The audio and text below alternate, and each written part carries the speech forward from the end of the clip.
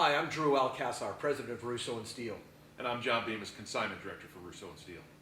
Oftentimes people come to us and talk about different cars that are in the auction and say, hey, listen, I don't want to turn this thing into just a paperweight ornament where I'm standing there dusting it and it's holding down a piece of my garage floor. I actually want to use it. I want to do some things with it.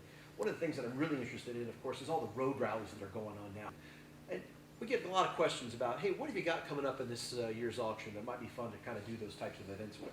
I think a rally type car is one that if you had to pick one car that give you the ability to drive it in a lot of different events that could qualify for all these different events, but is really a shoe-in.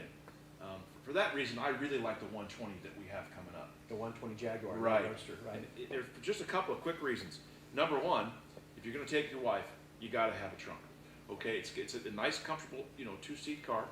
Performance is good, and they don't break down too often.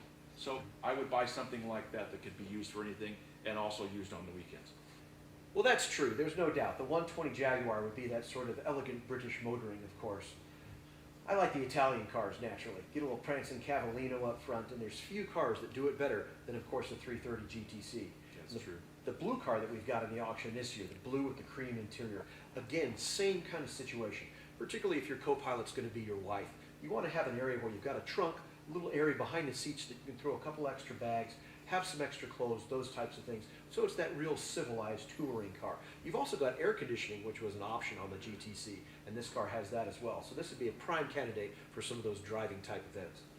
Well, in keeping with our tagline, for enthusiasts, by enthusiasts, John, you and I go to a lot of Concours d'Elegance shows around the country. And of course, the creme de la creme is Pebble Beach. Interestingly enough, this year, of course, with the anniversary of the Shelby Cobra, there's actually a class where they're going to be showcasing Shelby Cobras this year. Wouldn't you think? CSX 3127 would be a wonderful addition to the lawn this year. What impresses me about the car and what makes me drawn to it for a Concours goer is the level of restoration on this car. I mean, the car is amazing how well done it's been restored and how original they've kept it all the way through. I mean, there's a lot of guys that can restore these cars, and I think, didn't Mr. McCluskey have a hand in this one? Indeed, Mike McCluskey did the initial restoration on it right after I believe it was the Sylvester Stallone ownership. A lot of his restoration work is still left on the car. It has been kept very contemporary. As a matter of fact, Colin Comer, who actually wrote the book Cobra, just brand new out on the shelves right now, owned the car for a period of time, represented it to various different buyers and sellers. So it's got a great ownership history as well as the restoration that's been done on the car. I think I saw that car at the Copper State one year when he drove that car. Car actually ran on the Copper State not once but twice. So it's a well-sorted car mechanically. The cosmetics on it are absolutely stunning. It's just enjoyed a recent freshen up, brand new interior on the car. All the bright work has been done. It's really ready for that sort of ultimate Concours level competition at Pebble Beach this year. It takes a long time to get a car that's actually to that level. It's not only the quality of the workmanship, it's the history, the historical significance of the car, and of course the current ownership. All of these things have a lot to do with your entry into the Concours circuit. But being there on the lawn with the car for that couple of moments where it's just absolutely pristine and detailed, that next to driving across the awards podium while they announce best of show or best in class, that's a thrill unto itself. So let's see if maybe we can't get the next owner, 3127, on the lawn this year. For enthusiasts, by enthusiasts. Not just a tagline at Russo and Steele, but it's actually a lifestyle. Of course, we're doing all kinds of Concours d'Elegance shows, road rallies, and the other thing that you and I have a ball doing, of course, is vintage racing. Russo and Steele's made a real commitment to the vintage race market sector with our auctions.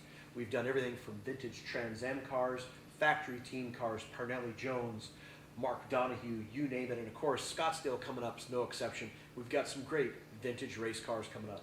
The racing thing is really a lot of fun, and I think we've got a car this year that really fits the bill well for that. And not only is it a great race car, it also is going to be a part of a real cool charity event that we're doing this year. This was actually a road car.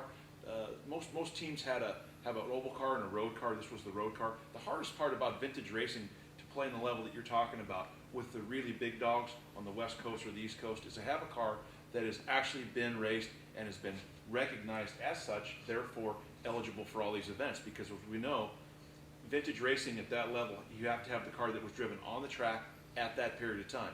Well, I actually got to see this particular car for the very first time at California Speedway in Fontana, California, actually going around the Big Banked Oval at WFO, and it was a lot of fun.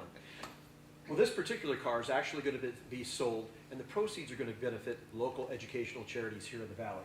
So we've got a great fellow racer that's bringing a car to auction. We're going to be selling it to benefit the charity. This is a wonderful opportunity for somebody to get their feet wet with vintage racing. On that same vein with vintage NASCAR racing, another car that we've got in the auction is actually the Alan Kawicki Hooters car. I love that Hooters car. That car was actually a real go-getter back in the day. I mean, that car won race after race after race.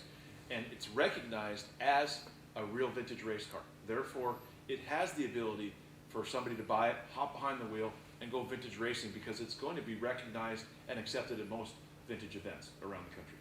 So a couple of great opportunities to jump out on the track. Come out and play with us with some vintage race cars. It's a lot of fun. We'd love to have you out there. It's a lot of fun, you're right.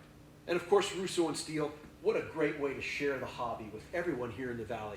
The general admission folks, we welcome everybody to come out and join us this year. Right off the North Loop 101 freeway at Scottsdale Road. Park real easy, walk right into the main auction tent, get your tickets in advance online. Russo and Steele, 2012, January 18th through the 22nd.